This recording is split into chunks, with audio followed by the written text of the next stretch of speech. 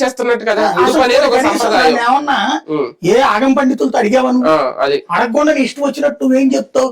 బంగారం ఇప్పుడు మిసెస్ కి అప్పుడు ఒంట్లో బాగున్నప్పుడు తను ఒంటి మీద నిలువ దోపిడీ మంగళసూత్రాలు తీసుకెళ్లేసేసి, అది సెంటిమెంట్ అంతే.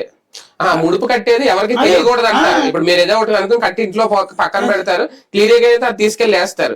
అది తప్పి అది పట్టుకెళ్ళి కౌంటర్లో ఇచ్చి ఒక పత్రం తీసుకొని అది అక్కడ సెంటిమెంట్ పోతుంది కదా. ఆధ్యాత్మిక సెంటిమెంట్ విరుద్ధమైన డెసిషన్ ఎలా చైర్మన్ గొప్పగా చెప్తున్నారు, గొప్పగా చెప్పుకుంటున్నారు. అదే కదా. మిగతా అది సరే, లడ్డు గురించి ఓకే, అది నీ ప్రయత్నం, అది రాజకీయం అర్థం అవుతుంది, చేసుకుంటారు. ప్రధానమైనటువంటిది ఇంకోటి, అప్పుడు బ్రేక్ దర్శనాలని టైం మార్చాడు, 10:30 11 పెట్టి. బ్రేక్ దర్శనం అంతకుముందు నేను అక్కడ ఎన్నోగా చేశాను, తెలుసు కదా, అనేక సార్లు వెళ్ళాం కదా. ఇదివరకు బ్రేక్ దర్శనం అంటే మనం లెటర్ పట్టుకుని పోయిన తర్వాత స్వామివారి పాదాల ముందు నుంచి వస్తాం, అమేను గర్భం దగ్గర. అక్కడ మొదట్లో ఏంటి, నేను అక్కడ పనిచేసిన రోజుల్లో అయితే L1, L2, L3 బ్రేక్ దర్శనాలు.